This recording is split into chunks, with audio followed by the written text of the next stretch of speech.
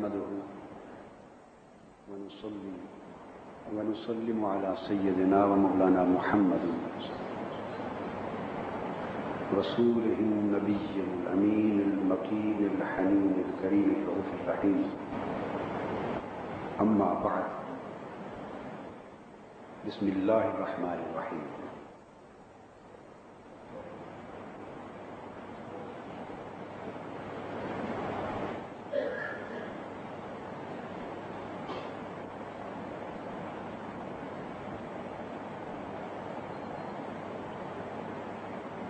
معزز حاضرین، عزیز طلباء و طالبات اور معزز خواتین، 10 محرم الحرام کی شب کو یعنی 9 محرم کے روز بعد نماز عشاء جہاں جو شہادت امام حسین رضی اللہ تعالیٰ عنہ کے سلسلے میں جلسہ منعقد ہوا تھا جامع مسجد میں، اس میں میں نے ذکر حسین رضی اللہ تعالیٰ عنہ حدیث نبوی کی روشنی میں بیان کیا، اور مشکات المصابیح جو حدیث کی ایک معروف کتاب ہے اس کے متعلقہ باب پر گفتگو کی. وہ انتہائی اہم موضوع ہے کیونکہ پورا بیان احادیث نبوی پر مشتمل ہے، تو وہ ایک خطاب اس موضوع کی مناسبت سے ہو چکا ہے. آج میں انشاءاللہ تعالی شہادت امام حسین رضی اللہ تعالیٰ عنہ کا جو تاریخی پس منظر ہے اس سے گفتگو شروع کرنا چاہتا ہوں، تاکہ تاریخی واقعات کے اعتبار سے شہادت امام حسین کے پس منظر کو، پیش منظر کو اور اس کی اہمیت کو واضح کیا جا سکے.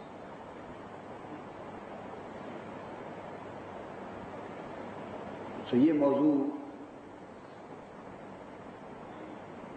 جذباتی نوعیت کا نہیں ہے، تاریخی نوعیت کا ہے، اور اس کا تعلق براہ راست اس عظیم واقعہ شہادت کو تاریخی تناظر میں سمجھنے سے ہے. حضور نبی اکرم صلی اللہ علیہ وآلہ وسلم کا ایک ارشاد ہے جسے صاحب مشکات نے کتاب الفتن میں درج کیا. حضور علیہ السلام نے فرمایا، اور دیگر ائمہ حدیث نے روایت کیا، الخلافۃ بعدی 30 سنہ. حضور علیہ السلام نے اپنے بعد خلافت راشدہ کا ذکر فرمایا اور فرمایا کہ یہ جو خلافت راشدہ ہے یہ میرے بعد 30 سال تک قائم رہے گی. ثم تکون ملک، اور 30 سال کے بعد ملوکیت کا آغاز ہو جائے. یہ حضور علیہ السلام نے ایک پیشین گوئی فرمائی، اور آقا صلی اللہ علیہ وآلہ وسلم نے خلافت راشدہ کا ذکر صریح الفاظ میں یوں بھی فرما دیا تھا، علیکم بسنتی وسنت الخلفاء الراشدین المہدیین، کہ تم پر میری سنت پر عمل کرنا واجب ہے، اور علاوہ میرے جو خلفاء راشدین ہیں اور مہدیین ہیں یعنی ہدایت یافتہ خلفاء راشدین، ان کی سنت پر بھی. حضور نبی اکرم صلی اللہ علیہ وآلہ وسلم نے خلافت راشدہ کی سنت اور اپنے دور نبوی اور دور نبوت و رسالت کی سنت کو یکجا کر دیا اور فرمایا یہ دونوں سنتیں حقیقت میں ایک سنت ہے اور ان پر عمل کرنا تم پر واجب ہے. یعنی 10 سالہ مدنی دور جو نبوت و رسالت کی حکومت کا دور ہے وہ گویا اسلامی نظام سلطنت کا اجمال ہے، اور 30 سال کا خلافت راشدہ کا دور وہ اس مصطفوی نظام حکومت کی تفصیل ہے. اور آپ نے یہ پیشین گوئی بھی ساتھ فرما دی کہ یہ دور خلافت راشدہ کا اور خلفائے راشدین کا 30 برس تک ہوگا. پھر یہ بھی بتا دیا کہ اس کے بعد ملوکیت کا آغاز ہو جائے. نام بے شک اسے خلافت کا دیا جاتا رہے مگر وہ حقیقی معنی میں خلافت نہیں ہوگی، وہ ملوکیت یعنی بادشاہت سے بدل دی جائے گی. اور وہ ملوکیت اور بادشاہت الگ بات ہے کہ اچھا حکمران آ جائے گا تو دین کی خدمت ہوگی اور اچھے کام ہوں گے، برا شخص آ جائے گا تو دین کو نقصان پہنچائے گا، برے کام، یہ ایک الگ بات ہے. لیکن بحیثیت نظام سلطنت اور نظام حکومت کے خلافت ملوکیت میں بدل دی جائے گی. حضور نبی اکرم صلی اللہ علیہ وآلہ وسلم کے اس اطلاع، آپ کی دی گئی اطلاع اور آپ کی عطا کردہ خبر کے عین مطابق خلافت راشدہ 30 برس کے اختتام پر مکمل ہو گئی. سیدنا صدیق اکبر رضی اللہ تعالیٰ عنہ پہلے خلیفہ راشد تھے، انہوں نے 2.5 برس خلافت کی. کتنے؟ اب میں مختصراً تاریخ کا یہ سفر مکمل کرنے کی کوشش کروں گا تاکہ ہم کربلا معلیٰ تک جا پہنچیں. سیدنا صدیق اکبر رضی اللہ تعالیٰ عنہ کے بعد سیدنا فاروق اعظم رضی اللہ تعالیٰ عنہ کا دور خلافت 10 برس پر مشتمل رہا. کل کتنا عرصہ ہو گیا؟ 12.5 برس. ان کے بعد سیدنا عثمان غنی رضی اللہ تعالیٰ عنہ نے تخت خلافت کو زینت بخشی. آپ کا دور 12 برس تک رہا. کتنا عرصہ ہو گیا؟ 24 برس. پھر سیدنا علی شیر خدا رضی اللہ تعالیٰ عنہ کا دور خلافت آیا. آپ 5 برس تک خلافت راشدہ کے عہدہ جلیلہ پر متمکن رہے. 5 برس. کتنا زمانہ ہو گیا؟ 29.5 برس. تو 30 برس میں کتنا عرصہ کم رہ گیا؟ 6 ماہ. اس میں پہلے 4 خلفائے راشدین ہی کی طرح اسی سنت اور اسی طریقہ و منہاج کے مطابق سیدنا امام حسن مجتبی رضی اللہ تعالی عنہ کو خلیفہ راشد مقرر کیا گیا. تو گویا وہ 5ویں خلیفہ راشد تھے. تو یوں اگر تفصیل میں جائیں تو خلفائے راشدین 4 نہیں بلکہ 5. سیدنا حسن مجتبی رضی اللہ تعالیٰ عنہ 6 ماہ تک خلافت راشدہ کے منصب پر فائز رہے. تو 30 برس کی مدت مکمل ہو گئی.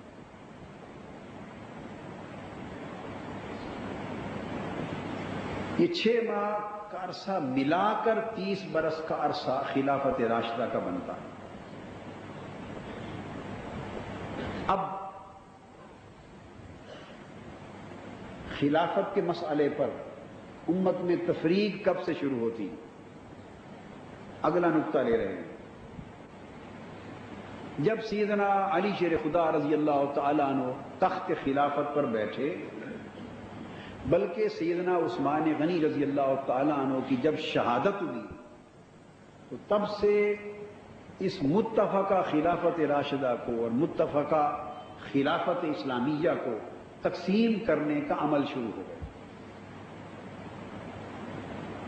اور جب سیدنا مولا علی شیر خدا رضی اللہ تعالی عنہ خلیفہ راشد 4تھے خلیفہ راشد ہوئے اور آپ نے تخت خلافت سنبھالا، تو اس زمانے میں حضرت معاویہ رضی اللہ تعالی عنہ شام کے یعنی دمشق کے گورنر چلے آ رہے تھے.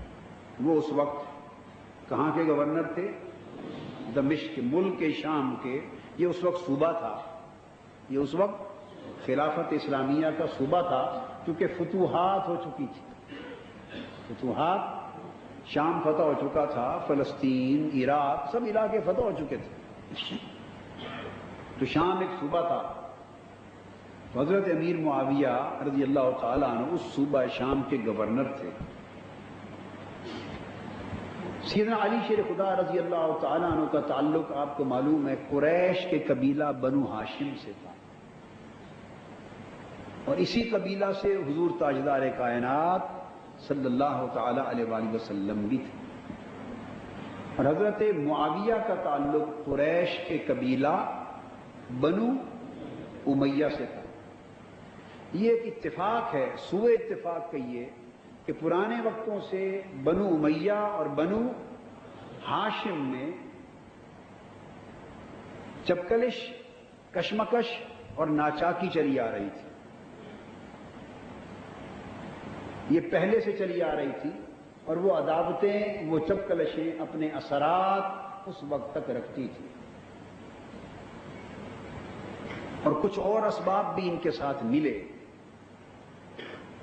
چونکہ میں کسی امر کی تفصیل میں گئے بغیر اختصار کے ساتھ یہ پورا تاریخی سفر طے کرانا چاہتا ہوں. جب سیدنا علی شیر خدا رضی اللہ تعالی عنہ تخت خلافت پہ بیٹھ گئے، حضرت معاویہ نے ملک شام میں بجائے سیدنا علی شیر خدا رضی اللہ تعالی عنہ کی خلافت کو قبول کرنے کے اور حسب سابق آپ کی خلافت پر بیعت کرنے کی بجائے اور اپنی گورنری کو خلافت علی شیر خدا رضی اللہ تعالی عنہ کے تابع کرنے کی بجائے انہوں نے ان کی خلافت قبول کرنے سے انکار کر دیا اور ملک شام کی گورنری کو اپنی آزاد حکومت میں بدل دیا اور اپنی آزاد حکومت کا اعلان کر دیا. یہ جدید اصطلاح میں آپ یوں سمجھیں اس خلافت راشدہ سے ایک بغاوت تھی، ایک ریبیلین، اور بنیادی خلافت راشدہ کی وفاداری کے خلاف ایک انحراف تھا، ایک بغاوت تھی. تو ان کا حضرت علی شیر خدا رضی اللہ تعالیٰ عنہ کی حق پر مبنی خلافت کو قبول نہ کرنا اور انکار کر کے اپنی گورنری کو آزاد اور مطلق حکومت میں بدل دینا، یہ اقدام ان کا شرعاً اور سیاستاً درست اقدام نہیں تھا. یہاں سے ایک غلط اقدام کی ابتدا ہو گئی. اب اس پر مختلف اسباب ہیں. شیعہ حضرات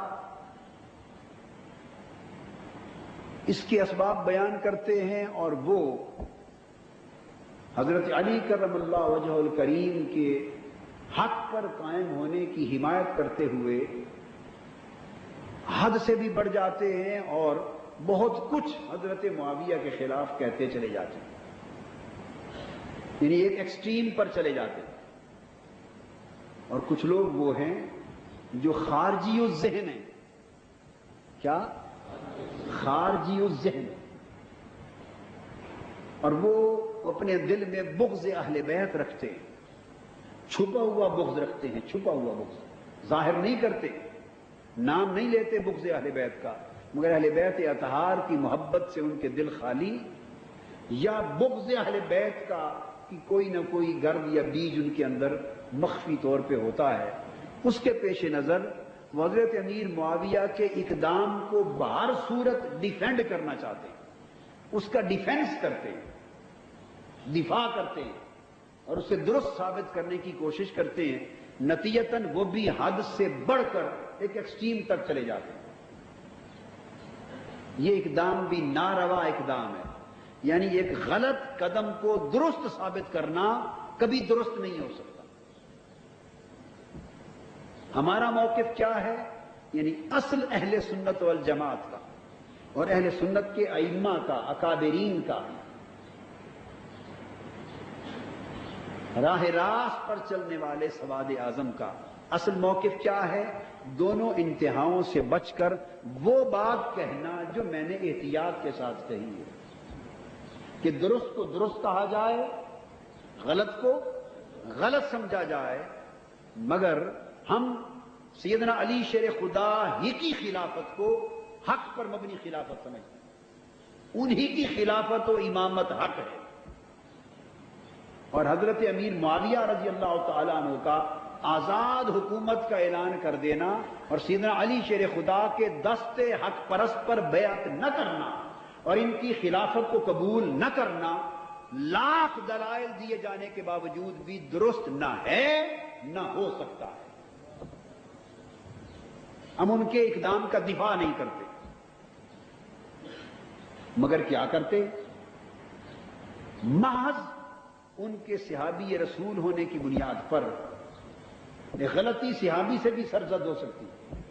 صحابی انسان ہوتا ہے، وہ رسول اور نبی اور پیغمبر معصوم نہیں ہے، اولیاء اللہ سے صادر ہو سکتی ہے غلطی، خواہ سبب اس کا نفس کی خواہش ہو، اس کا غلبہ ہو، خواہ سبب ہو اس کا خاندانی محبت کا اور خاندانی عصبیت کا غلبہ ہو، خواہ سبب اس کا بیٹے کی جانشینی کی چاہت کا اور اس کی محبت اور ہوس کا غلبہ ہو، خواہ سبب اس کا ارد گرد کے ملک شام اور دمشق کے جو ماحول تھے سیاسی ان کا خارجی دباؤ، خواہ خاندانی چپتلش کے زیر اثر ہوا ہو، خواہ بزام خیش خون خرابے سے بچنے اور خلافت کو دو حصوں میں بٹ جانے کے ڈر سے اس خوف سے بچاؤ کے لیے نیک نیتی پر کیا گیا قدم ہو۔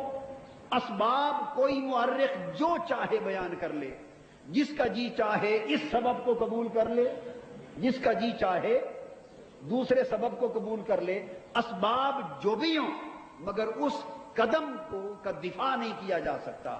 ہم یہ کہتے ہیں کہ وہ ہم چونکہ وہ صحابی رسول تھے، اقدام غلط تھا، مگر صحابی رسول اور حضور علیہ السلام کا ارشاد الصحابۃ کلہم عدول کہ میرے تمام صحابی عادل ہیں، ان کی طرف بدنیتی کا الزام، اس کا انتساب اور بدنیتی کو منسوب نہیں کرنا چاہیے۔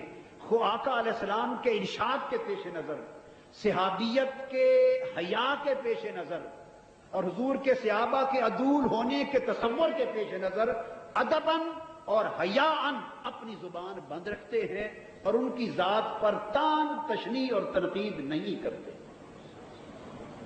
ادباً اور حیاءً خاموشی کو واجب سمجھتے ہیں اور انہیں گالی دینے کو حرام سمجھتے ہیں، اور تان اور تشنیع دینا، ان کو برا بھلا کہنا، ان کو معاذ اللہ منافق کہنا، استغفر اللہ کافر کہنا، یا ان پر لعنت ملامت بھیجنا یا برے الفاظ کے ساتھ انہیں یاد کرنا، اس عمل کو صحابیت کی توہین سمجھتے ہوئے اور حضور علیہ السلام کے حکم کی خلاف ورزی تصور کرتے ہوئے ادب اور حیا کے خلاف سمجھتے ہیں، اور ادب اور حیا صحابیت کے پیش نظر، اور حقیقت میں وہ حیا رسول ہے کہ حضور کے صحابی ہیں، ہم خاموشی کو واجب گردانتے اور زبان درازی کو حرام سمجھتے۔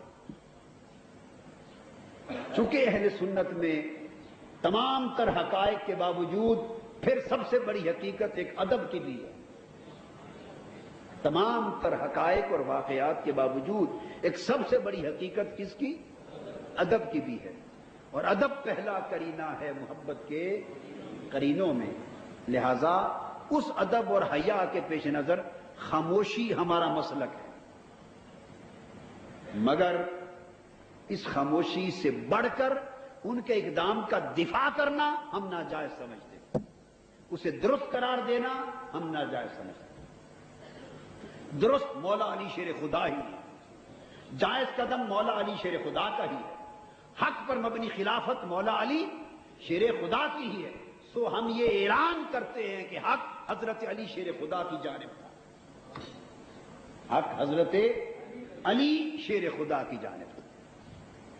اور ہماری فقہ کی اور عقائد کی بعض کتابوں میں صراحت کے ساتھ یہ بات درج بھی ہے، بعضوں نے تو یہاں تک بھی لکھ دیا ہے والحق کان بید علی وان معاویہ بغا علیہ، کہ حق سیدنا علی شیر خدا کی طرف تھا اور حضرت معاویہ کا اقدام حضرت علی کے خلاف بغاوت۔ اگر وہ صحابی رسول نہ ہوتے، کوئی اور شخص ہوتا تو پھر اس کے لیے حکم سخت ہوتا، اس کے لیے حکم سخت ہوتا۔ یہ آقا علیہ السلام کی صحابیت ہے کہ جس نے ان کو سخت حکم سے بچا لیا، اس کی حفاظت کی، بس یہ دفاع ہے۔ صحابیت دفاع ہے، اقدام کا دفاع نہیں ہے۔ اب آپ بڑے کلیئر ہو گئے کہ نہیں اس موضوع پر؟ شکوک و شبہات کے بادل چھٹ گئے اور پورا کنسپٹ کلیئر ہو گیا۔ اب ہوا یہ کہ جب ایک متوازی حکومت کا اعلان کر دیا گیا، سیدنا مولا علی شیر خدا رضی اللہ تعالیٰ عنہ نے ان کو خط بھی لکھا کہ اے بھائی معاویہ، میری خلافت اسی طرح منعقد ہوئی ہے جیسے عثمان، عمر اور ابو بکر رضوان اللہ تعالی علیہ مجمعین، اسی طرح شورا نے مجھے خلیفہ منتخب کیا متفقہ طور پر جیسے ان کو منتخب کیا تھا، اور شورا نے اور مسلمانوں نے اسی طرح متفقہ طور پہ میری بیعت کی جیسے اصحاب ثلاثہ کی ہوئی تھی، اور وہی حجت میری خلافت کے لیے موجود ہے۔ انہوں نے لکھ بھیجا کہ میں آپ کو اپنی بیعت کی دعوت دیتا ہوں، لیکن حضرت معاویہ رضی اللہ تعالیٰ عنہ نے اس بیعت کو قبول نہ کیا۔ یہاں سے امت میں دو دھڑے ہو گئے۔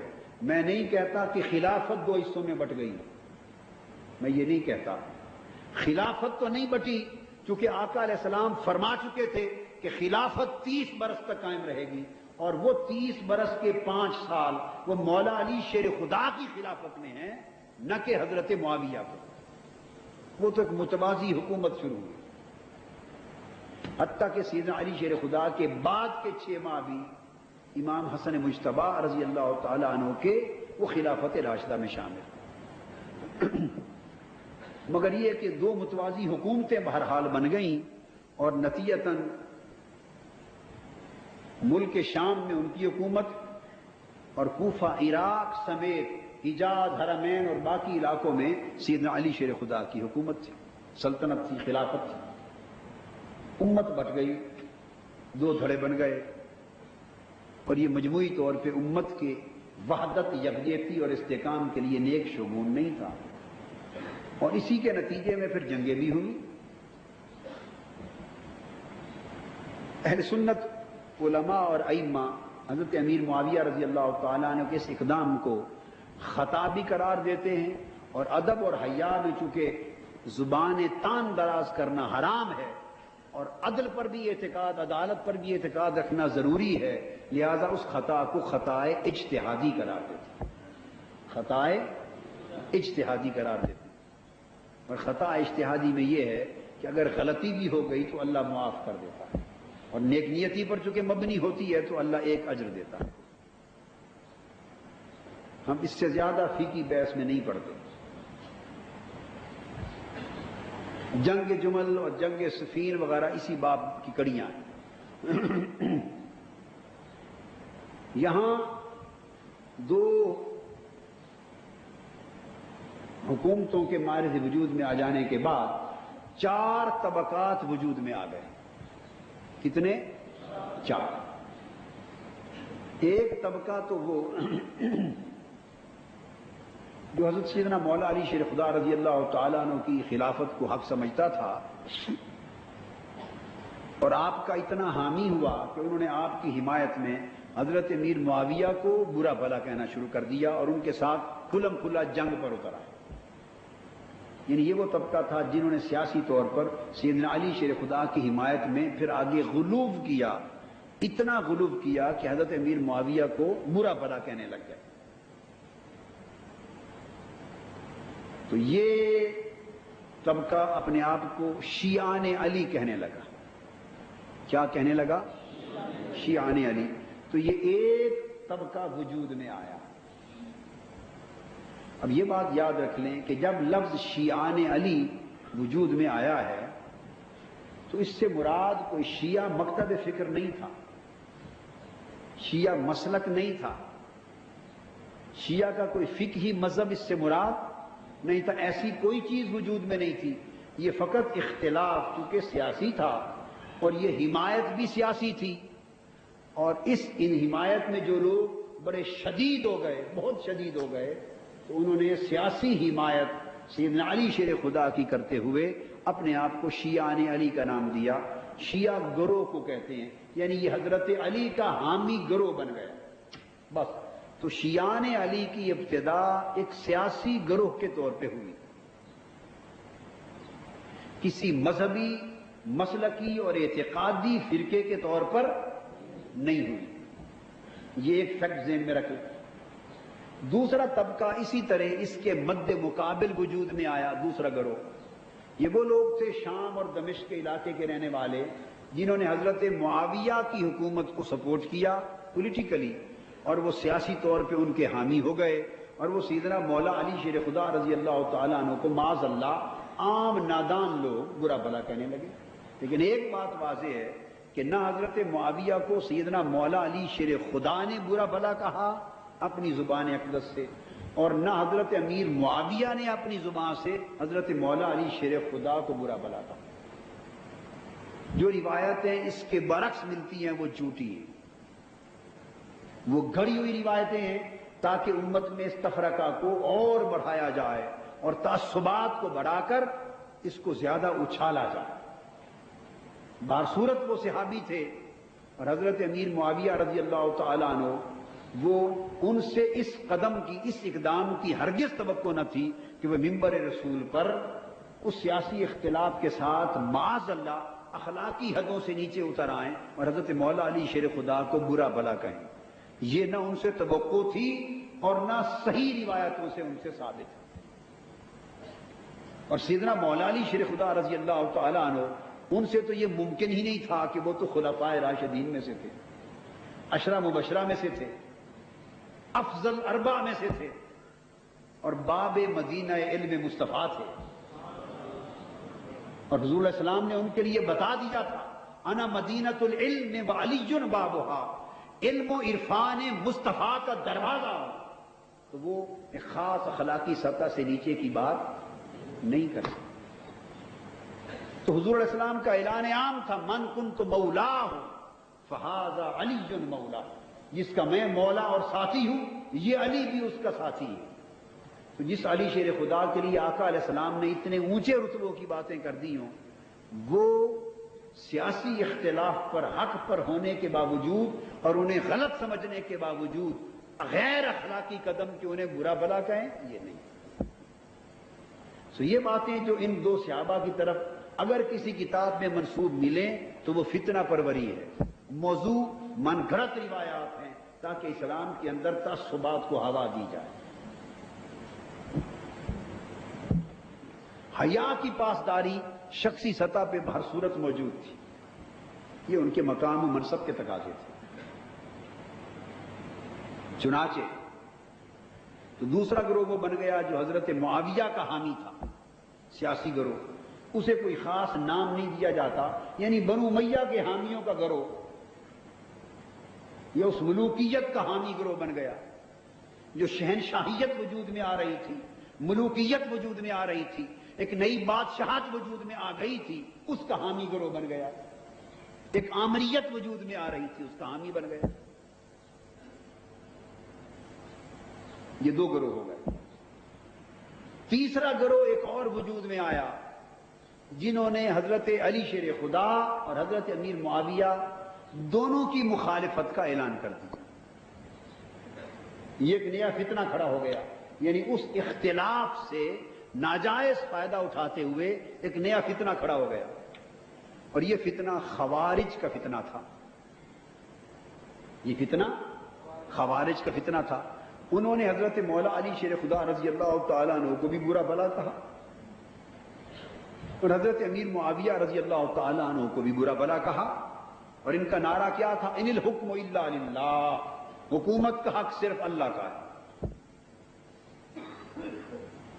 نعرہ بڑا اچھا تھا، نیت بڑی خراب تھی.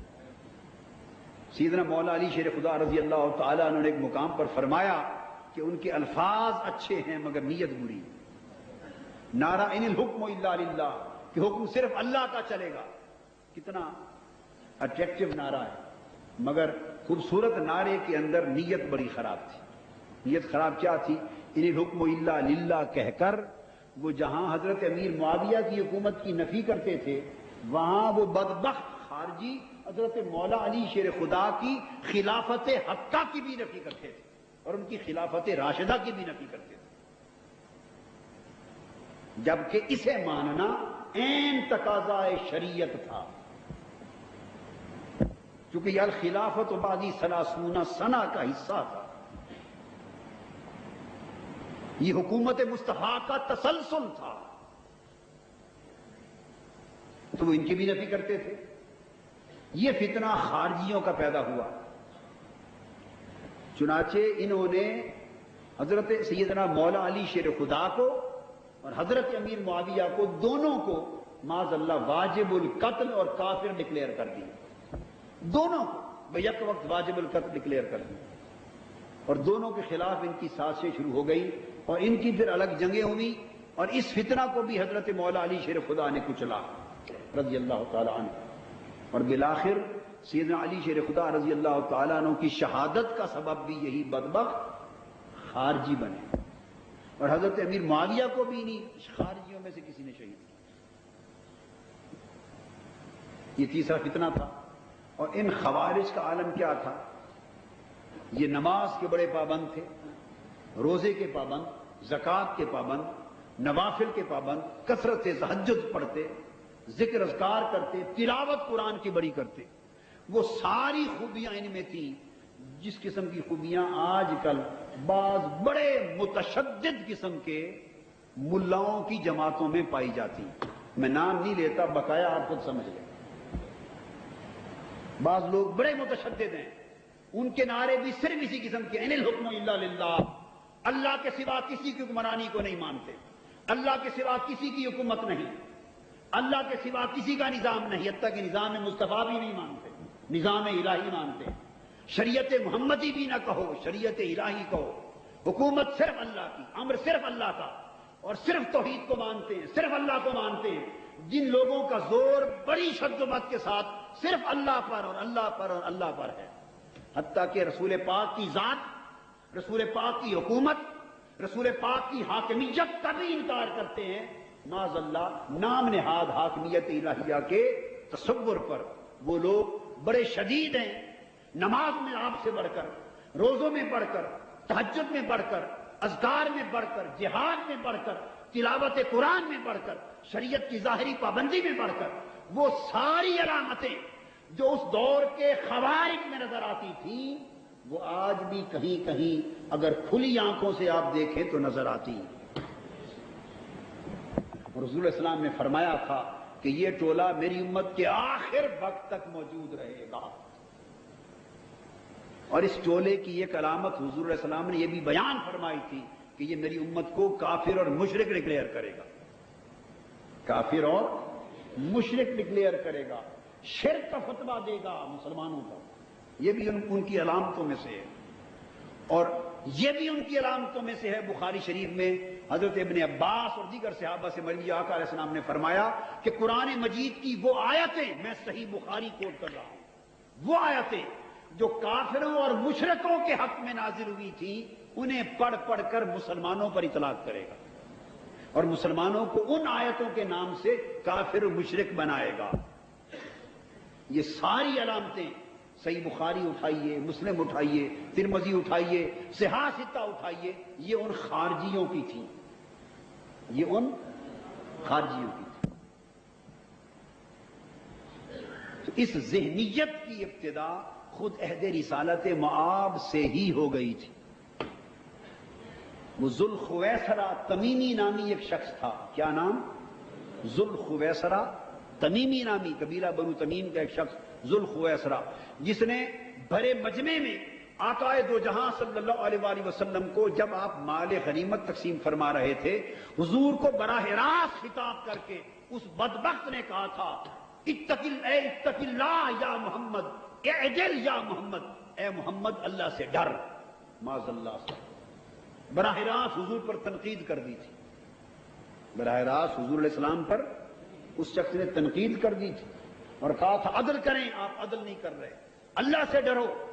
اس پر آقا دو جہاں علیہ السلام نے جواب دیا کہ اے بدبخت، اگر میں اللہ سے نہیں ڈرتا اور میں عادل نہیں ہوں جسے صبح و شام آسمان سے غیب کی امانت عطا کی جاتی ہے، اگر میں عدل نہیں کروں گا تو روئے زمین پر ہے کوئی شخص اور عدل کرنے والا؟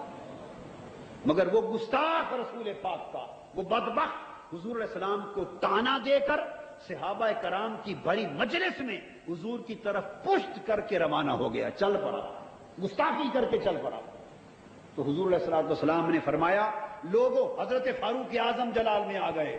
اور ایک اور واقعہ ہے، حضرت خالد بن ولید جلال میں آ گئے، عرض کیا یا رسول اللہ اجازت ہو تو میں اس بدبخت گستاخ کا سر قلم کر دوں۔ اسے مجلس میں تاجدار کائنات کی بارگاہ پر انگلی اعتراض کی تنقید کی اٹھانے کی جرت کیسی ہوئی؟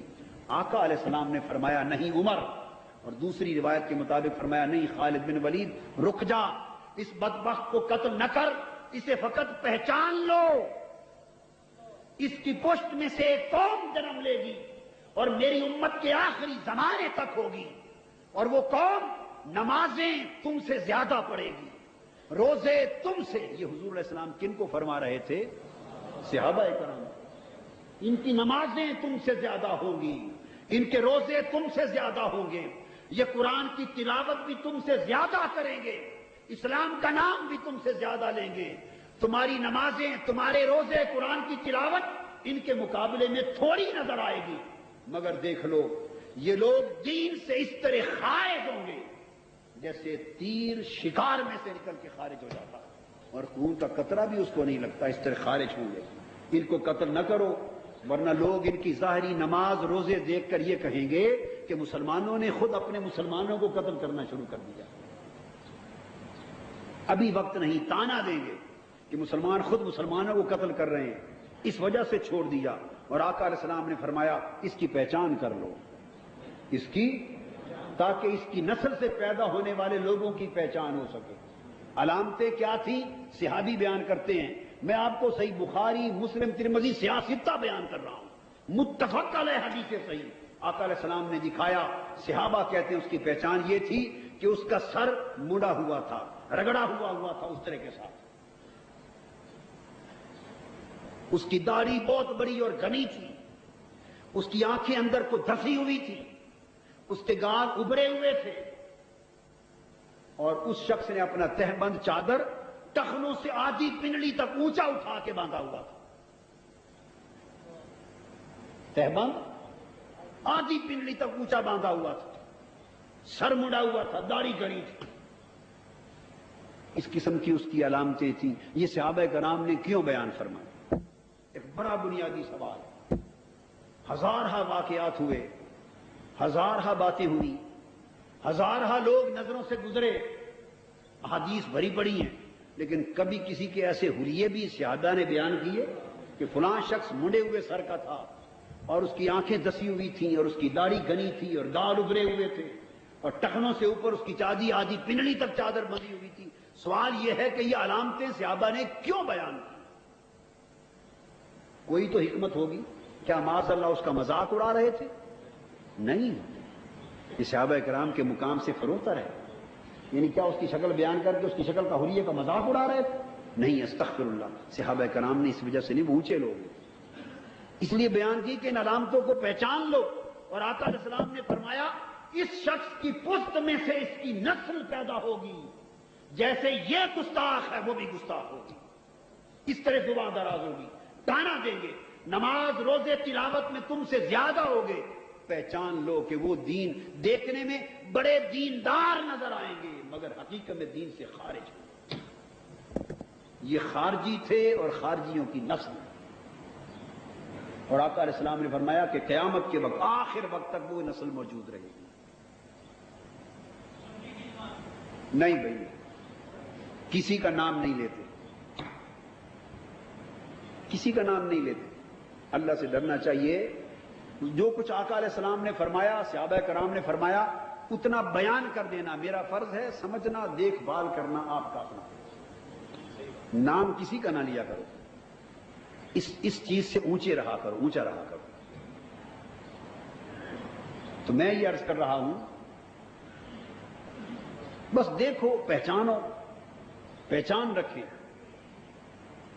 اور سیدنا فاروق اعظم رضی اللہ تعالیٰ عنہ کا طریقہ تھا، ایک شخص نے آپ سے سوال کیا، قرآن مجید کی ایک آیت کا معنی پوچھا، اور وہ آیت عام طور پہ غلط لوگ حضور علیہ السلام کی شان کے خلاف استعمال کیا کرتے تھے، غلط بدبخت اور بد عقیدہ لوگ یعنی ان آیتوں سے یہ مراد لیتے تھے دیکھو اللہ تعالیٰ نے معاذ اللہ حضور کو جھڑکا ہے، معاذ اللہ تنبیہ کی ہے، یعنی حضور علیہ السلام کی شان کو گھٹانے کے لیے ان آیتوں کا غلط استعمال کرتے تھے۔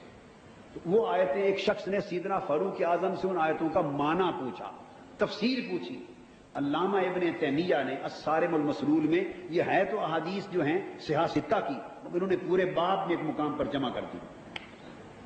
علامہ ابن تیمیہ یہ وہ عالم ہیں جن کو سب سے زیادہ دنیا میں سعودی عرب میں مانا جاتا ہے۔ کہاں مانا جاتا ہے؟ سعودی عرب۔ انہوں نے جمع کر دی۔ فرماتے ہیں کہ اس شخص نے سوال کیا یا رسول حضور علیہ السلام کے وہ حدیث وہ آیات کی آقا کے بارے میں سیدنا فاروق اعظم سے ان کا معنی کیا ہے؟ سیدنا فاروق اعظم رضی اللہ تعالیٰ عنہ سمجھ گئے، معنی نہیں بتایا ان آیتوں، کیا ان کا ترجمہ نہیں بتایا، تفسیر میں نہیں پڑھے، اس نے آیتوں کا مفہوم پوچھا اور آگے معلوم ہے سیدنا فاروق اعظم نے جواب کیا دیا؟ فرمایا ذرا سر سے کپڑا ہٹانا، پگڑی یا ٹوپی چادر جو کچھ بھی تھی ذرا ہٹانا۔ ہٹایا تو اس کے سر پہ بال تھے۔ آپ نے فرمایا اس خدا کی قسم، اس خدا کی قسم جس کے قبضہ قدرت میں میری جان ہے، اگر تمہارا سر مڑا ہوا ہوتا تو جو آیتیں چن کر ان کا معنی تم نے پوچھا تھا، اگر تمہارا سر مڑا ہوا ہوتا تو اس تلوار سے تمہارے سر کا رگڑا اٹھا دیتا، قتل کر کے رکھا۔ اس لیے کہ تمہارا مڑا ہوا سر دیکھ کر میں سمجھ لیتا کہ کہاں سے بول رہے ہو، کس اسٹیشن سے بول رہے ہو۔ اب چونکہ سر مڑا ہوا نہیں ہے اس لیے شک پڑ گیا، معلوم نہیں ان میں سے ہو یا نہیں ہو، اس لیے چھوڑ دیتا ہوں۔ یہ سیدنا فاروق اعظم رضی اللہ تعالیٰ عنہ کا عمل تھا۔ تو ان لوگوں نے نعرہ تو اللہ کا لگایا، ان الحکم الا للہ، حکومت صرف اللہ کی ہے، نعرہ توحید کا لگایا، لیکن بدبخت ایک اچھے نعرے کے ذریعے بدنیتی پھیلاتے تھے، حضرت مولا علی شیر خدا کے خلاف، حضرت امیر معاویہ کے خلاف، خاص طور پہ ان کا بغض سیدنا علی شیر خدا رضی اللہ تعالیٰ عنہ کے خلاف تھا۔ یہ خوارج کا طبقہ ہوا، اور تین طبقے ہو گئے نا، ایک شیعہ علی جنہوں نے حضرت علی کی سیاسی حمایت میں تجاوز کیا اور حد سے بڑھ گئے، اتنا بڑے کہ پھر صحابہ کرام جو تھے حضرت معاویہ ان کے اوپر بھی زبان طعن اور نازیبا کلمات پر پہنچ گئے، ادب اور حیا کی حد کو توڑ دیا۔ دوسرے حامیان امیر معاویہ جنہوں نے ایک غلط اقدام کی حمایت کی اور خلافت حقہ کی مخالفت میں حد سے بڑھ گئے۔ اور تیسرا طبقہ خوارج کا جو دونوں کے خلاف ہو گئے۔ چوتھا طبقہ امت مسلمہ کی اکثریت کا رہ گیا، اور وہ اہل سنت والجماعت کا طبقہ، اکثریت کا۔ ان کا موقف کیا تھا جو آپ سن رہے ہیں؟ یعنی یہ حضرت مولا علی شیر خدائی کی خلافت کو حق پر مانتے، سیدنا مولا علی شیر خدائی کی خلافت کو مانا، انہی کے دست یک پرست پر بیعت کی، انہی کو خلیفہ برحق اور امام راشد مانتے، اور انہی کی حکومت کو سچی حکومت مانتے۔ حضرت امیر معاویہ کے اقدام کو درست نہیں مانتے تھے، مگر وہ اب دھڑے بندی میں آ کر جنگ اور قتال میں اس لیے نہیں آتے تھے کہ تاکہ امت میں خون خرابہ نہ ہو، برا بھلا نہیں کہتے تھے، حیاءً ادباً چپ رہتے تھے اور خون خرابہ اور تفرقہ سے بچتے تھے، مگر بھرپور طریقے سے سیدنا علی شیر خدا کے موقف کو حق جانتے اور مانتے تھے۔ یہ امت مسلمہ کی اکثریت تھی۔ اب آگے چلیے، سیدنا امام حسن مجتبی رضی اللہ تعالی عنہ، انہوں نے جب 6 مہینے کی خلافت کا زمانہ پایا تو آپ نے دیکھا کہ بے شک خلافت راشدہ میرے پاس ہے، لیکن امت تو بدستور تقسیم ہے۔ اب شام اور دمشق اور گردنوا کے علاقے اس سلطنت میں جنگیں بھی ہو چکی ہیں اور کوئی اپنے موقف سے ہٹنے کے لیے تیار نہیں، اور امت میں وحدت پیدا نہیں ہو رہی۔ حجاز میں، کوفہ تک اور حرمین علاقوں میں ہماری خلافت ہے، خلافت راشدہ ہے۔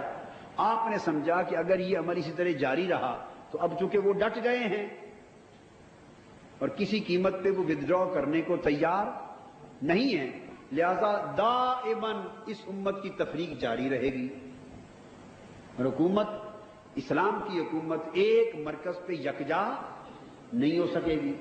سیدنا امام حسن مجتبی رضی اللہ تعالیٰ عنہ نے باوجود حق پر ہونے کے اس امت کی وحدت یکجہتی کی خاطر اور امت کی اجتماعی خیر اور فلاح کی خاطر اور اسلام کی قوت کو دائماً سیاسی طور پہ تقسیم ہوئے رہنے سے بچانے کی خاطر اس حکمت اور مصلحت کی بنا پر جب دیکھا کہ حضرت معاویہ تو نہیں مان رہے، انہوں نے خود ایک معاہدہ کر کے حضرت امیر معاویہ کے حق میں ودڈرا کر دیا۔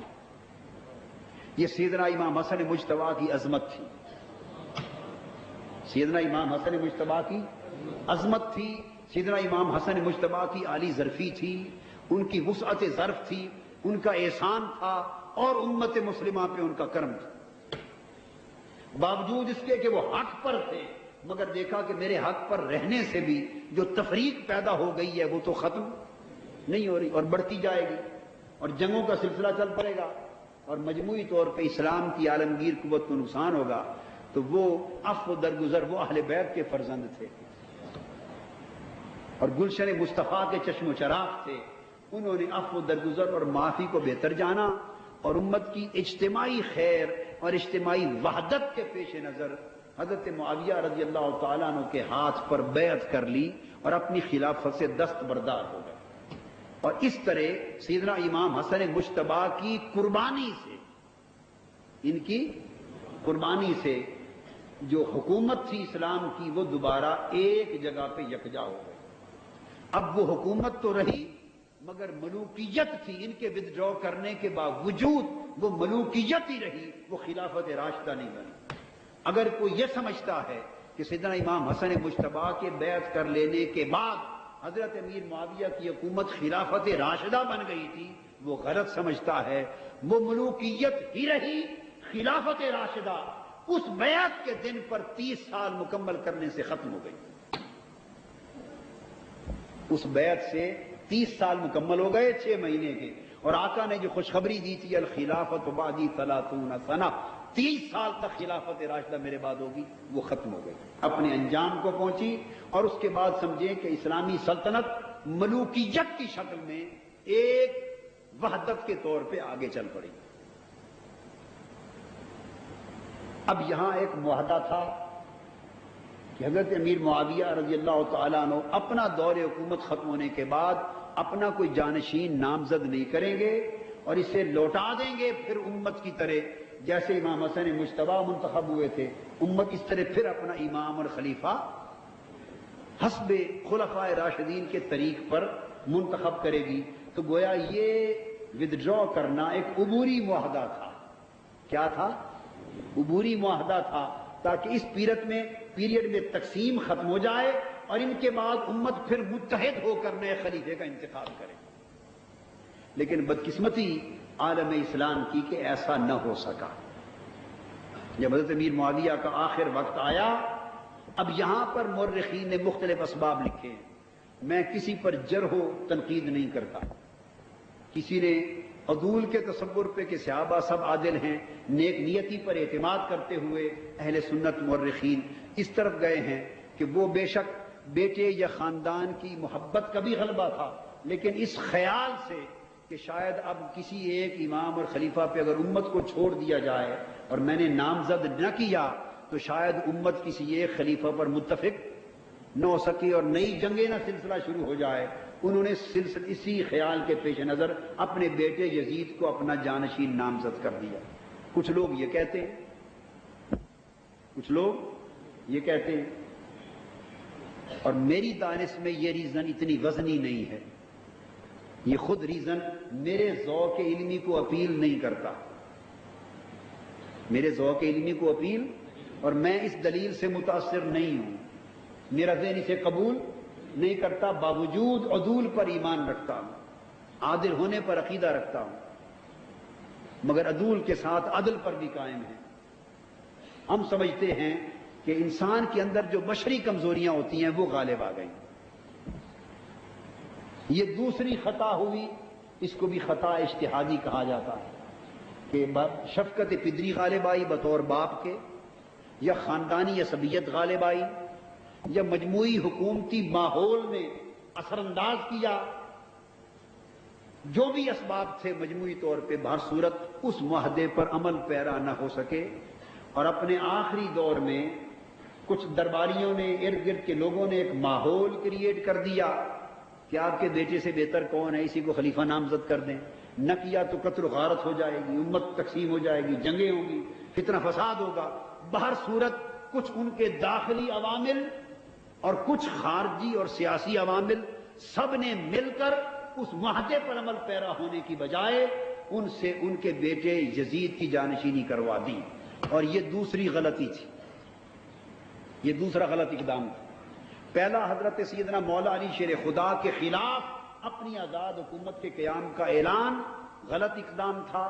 دوسرا، اپنی زندگی میں بجائے خلافت کو واپس امت کی طرف لوٹا دینے کے خود اپنے بیٹے یزید کی جانشینی کا اہتمام کروا دینا اور اسے نامزد کر دینا اپنا جانشین حکمران، یہ دوسرا غلط اقدام تھا۔ اور ہم اسے بھی پہلے ہی کی طرح صحابیت کے دفاع کے ساتھ کہ ہم زبانیں تان دراز نہیں کرتے، ہم ادب اور حیا رکھتے ہیں کہ دونوں غلطیاں ہوئیں اور بڑی سیاسی غلطیاں ہوئیں، مگر آقا علیہ السلام کے صحابی ہونے، اس شرف صحابیت کی چادر نے ان کا دفاع کر دیا۔ ہم خاموش رہنا واجب سمجھتے ہیں، گستاخی نہیں کرتے، بے ادبی نہیں کرتے، زبانیں تان دراز نہیں کرتے، اس کو حرام سمجھتے، بس ختم۔ یہ ادب اور حیا کا معاملہ ہے، اور ادب بھی نسبت رسول کا ادب ہے، حکم رسول کا ادب ہے۔ اس سے آگے ہم اس بات کو طول نہیں دیتے، اور یہی میری نصیحت ہے ہر ایک کے لیے، تاکہ ادب قائم رہے۔ ورنہ یہ بھی غلط اقدام ہوا اور یزید کی جانشینی کروائی، اور اپنی زندگی میں یزید کے لیے بیعت لے لی گئی۔ یہاں سے اس اگلی ایک تاریخ باب کی بنیاد رکھ دی گئی، جو تاریخ باب معرکہ کربلا کی شکل میں جا کے ختم ہو گئی۔ ان کا یہ خیال یہ بھی تھا، بعض مورخین نے یہ بھی لکھا ہے کہ یزید کو سیاسی سوجھ بوجھ بہت تھی، اس وجہ سے اس کو نامزد کیا۔ بارصورت میں نے بتایا اس فیور کے جتنے دلائل ہیں وہ وزنی نہیں ہیں، اور دیانتداری کا تقاضا یہ ہے کہ جو بات حقیقت ہے اسے تسلیم کر لیا جائے، اور بعد ازاں زبان درازی سے رکا جائے، خاموشی ادب کے ساتھ رکھی جائے۔ چنانچہ یزید تخت پر بیٹھ گیا، اور یہاں سے دور یزیدیت کا آغاز ہو گیا۔ اتنا حضرت امیر معاویہ نے اپنے بیٹے یزید کو نصیحت کی، بلکہ وصیت کی اور تلقین کی، جو ان کے اندر تھا وہ کہہ دیا، کہا کہ بیٹے، بے شک سیدنا امام حسین یہ وہ ہستیاں چند ہیں جو تمہارے ہاتھ پر بیعت نہیں کریں گی، تمہاری حکومت اور خلافت کو تسلیم نہیں کریں گی، مگر یاد رکھ لینا وہ اہل بیت رسول ہیں، حضور کے صاحبزادے اور شہزادے ہیں، ان سے تعرض کرنا، ان سے زیادتی نہ کرنا۔ یہ نصیحت کر دی۔ وہ جیسے باپ کا خیال ہوتا ہے کہ شاید بیٹا میری بات کا حیا کرے گا، اندازہ نہیں تھا کہ یہ یزید کتنا بے حیا ہے۔ وہ بے حیا تھا، بدبخت تھا، نافرمان تھا، اس نے کسی چیز کی قدر نہ کی، اور تخت خلافت پر، خلافت کیا تھی، تخت حکومت پر بیٹھتے ہی اس نے مدینہ کے گورنر کو خط لکھ دیا۔ کسے؟ مدینہ کے گورنر کو خط لکھ دیا، اس کا نام اس وقت ولید بن عقبہ تھا، اور کہا کہ حضرت امام حسین، حضرت عبداللہ بن عمر اور حضرت عبداللہ بن زبیر، ان تینوں کو بلاؤ اور میرے لیے ان سے بیعت لو، اور اگر وہ تینوں بیعت نہ کریں تو گرفتار کر کے انہیں میرے پاس لے آؤ۔ اس بدبخت نے حکومت کے تخت پر بیٹھتے ہی اس ظالمانہ کارروائی کا اور اس آمرانہ کارروائی کا آغاز کر دیا۔ یہاں ایک بات کہہ دوں کہ یہ 60 ہجری میں تخت حکومت پر بیٹھا ہے یزید، اور یہ بدبختی کا سال تھا۔ حضرت ابو ہریرہ رضی اللہ تعالیٰ عنہ فرماتے ہیں حدیث پاک میں، اور ایک حدیث صحیح بخاری میں ہے، وہ فرماتے ہیں حفظت من رسول اللہ صلی اللہ علیہ وآلہ وسلم وعائین، میں نے حضور علیہ السلام سے 2 طرح کی دعائیں اور 2 طرح کے کلمات سیکھے. فاما احدہما فبثثتہ فاما الآخر لو بثثتہ لقطع ھذا البلعوم. فرمایا 2 قسموں کی باتیں میں نے حضور علیہ السلام سے سیکھی ہیں، ان میں سے ایک قسم تو ایسی باتوں کی ہے جو میں برسر عام تم سے بیان کرتا رہتا ہوں، کھلی مجلسوں میں بیان کرتا ہوں. حضرت ابو ہریرہ رضی اللہ تعالیٰ عنہ فرماتے ہیں، اور یہ حدیث صحیح بخاری کی حدیث ہے. اور فرمایا دوسری قسم ایسی باتوں کی ہے اگر میں کھلے عام بیان کر دوں تو میری گردن کاٹ دی جائے، اگر کھلے عام بیان کر دوں تو میرا گلا یہاں سے کاٹ دیا جائے. وہ میں ہر عام شخص کو بیان نہیں کرتا، یعنی وہ خاصوں کے لیے، وہ خاصوں کے لیے ہیں. یہ حضرت ابو ہریرہ رضی اللہ تعالیٰ عنہ فرما رہے ہیں وہ جو میاں محمد نے کہا کہ خاصاں دی گل عامہ اگے نہیں مناسب کرنی، کھیر پکا محمد بخشا کتیاں اگے درنی. وہ خاصوں کے سامنے کہہ سکتے ہیں، عاموں کی نہیں. یہ خاصوں کی بات ہم بھی زندگی میں ایک بار عاموں کے سامنے کہہ بیٹھے ہیں اور تھوڑا یا زیادہ گلا کٹوا بیٹھے. ہم نے بھی زندگی میں خاصوں کی بات ایک بار عاموں سے کر دی تھی، مگر عوام الناس سے نہیں کی تھی، خواص سمجھ کر ہی کی تھی. کیا کہ یہ تنظیم کے ذمہ داران لوگ ہیں، سمجھیں گے، مگر وہ خاص نہ رہے، ناداں اپنے جوش عقیدت میں عوام کو بتا بیٹھے اور وہ دشمنوں تک جا بات پہنچی. خیر، دشمنوں نے اسے فتنہ بنانا چاہا، اللہ نے اپنی مدد سے اس فتنے کو تباہ کر دیا، اس کا سر کچل دیا. حق کی اللہ نے مدد کی. لیکن بات یہ ہے کہ خاصاں دی گل عامہ اگے نہیں مناسب. یہ حضرت ابو ہریرہ فرما رہے ہیں رضی اللہ عنہ. یہی حضرت یعقوب علیہ السلام نے نصیحت کی تھی سیدنا یوسف علیہ السلام اپنے بیٹے کو، جب وہ خواب دیکھا تھا آپ نے کہ سورج چاند اور 11 ستارے سجدہ کر رہے ہیں. حضرت یعقوب نے بشارت دی، مبارکبادی دی، بیٹا خواب بڑا اونچا ہے، اس خواب نے تمہارا مستقبل دکھا دیا ہے، مگر خاصوں کی بات ہے، عاموں سے نہ کر بیٹھنا. عرض کیا بابا عام کون ہیں؟ فرمایا یہ جو تمہارے ستیلے بھائی ہیں نا، ان کو نہ بتا دینا، ستیلے بھائیوں کو نہ بتا دینا، فتنہ کھڑا کر دیں گے. ہم کیا چیز ہیں، ہم کیا چیز ہیں. حضرت یوسف علیہ السلام بھی ان پر اعتماد کر بیٹھے، اور اعتماد کر کے ان کو بالآخر بتا بیٹھے.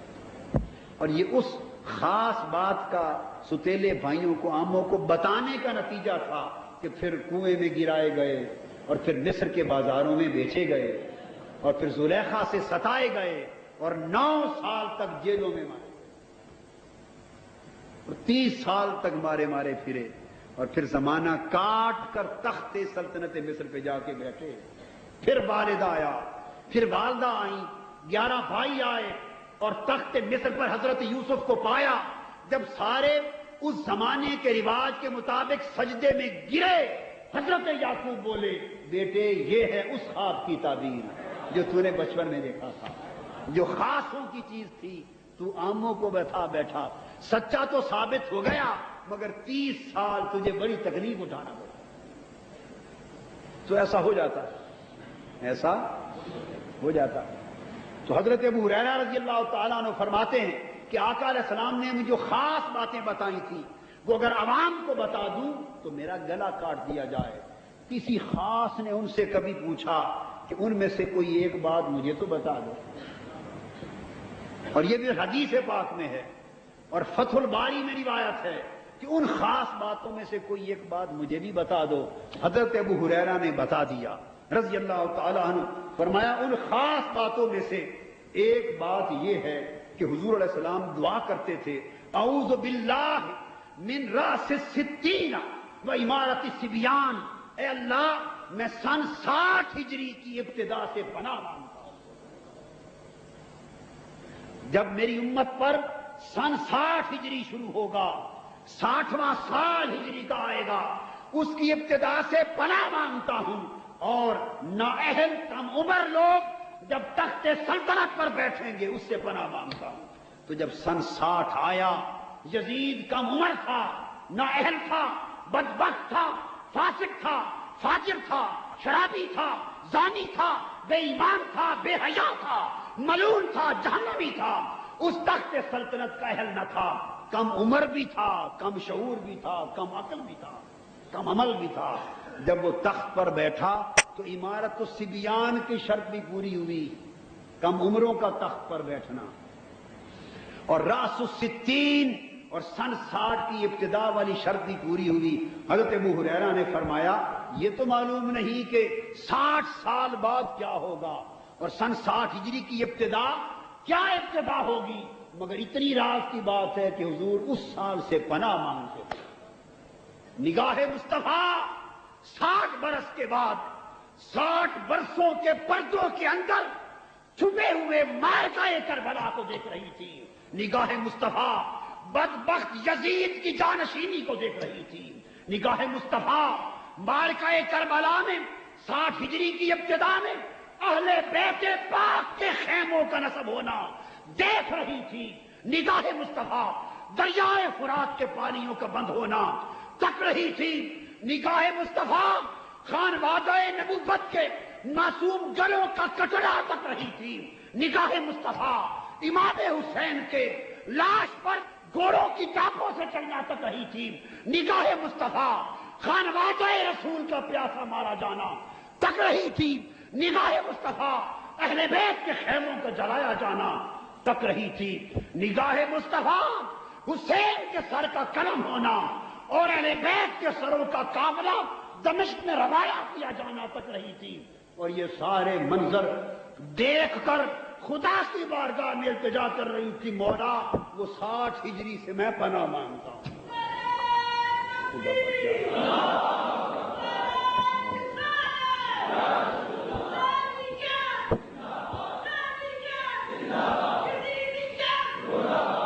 اور فتح الباری میں ہی یہ حدیث ہے کہ ابو ہریرہ رضی اللہ تعالیٰ نے خود ساری زندگی جب بازاروں سے بھی گزرتے تھے، اوپن مارکیٹ سے گلی کوچوں بازاروں میں بآواز بلند یہ دعا کرتے تھے خود، اللہم لا تدرکنی سنۃ 60 ولا امارت صبیان، اے اللہ مجھے 60 ہجری تک زندہ نہ رکھنا، مجھے سن 60 تک زندہ نہ رکھنا. دعائیں کرتے تھے. اور اللہ کی شان کہ 60 ہجری کی آمد سے قبل حضرت ابو ہریرہ کی وفات ہو گئی. کسی کو خبر نہ تھی کہ 60 ہجری میں کیا ہونے والا ہے. سن 60 آیا اور بدبخت یزید تخت پر بیٹھا. اس کے تخت پر بیٹھنا تھا کہ معرکہ کربلا کی داستان کی ابتدا ہو گئی. اور وہ ابتدا ولید بن عقبہ کو خط لکھے گئے خط سے ہوئی کہ حسین کو پکڑ لو، عبداللہ بن عمر کو پکڑ لو، عبداللہ بن زبیر کو پکڑ لو اور ان سے میری بیعت کا مطالبہ کرو. بیعت کرے تو فبہا، نہیں تو انہیں گرفتار کر کے میرے دربار میں پیش کر دو. آج کی گفتگو یہاں پر ختم کرتا ہوں. اگلا جو بھی موقع آئے گا انشاءاللہ تعالی جمعۃ المبارک تو اس گفتگو سے آگے کے مضمون کو شروع کریں گے. وما علینا الا البلاغ.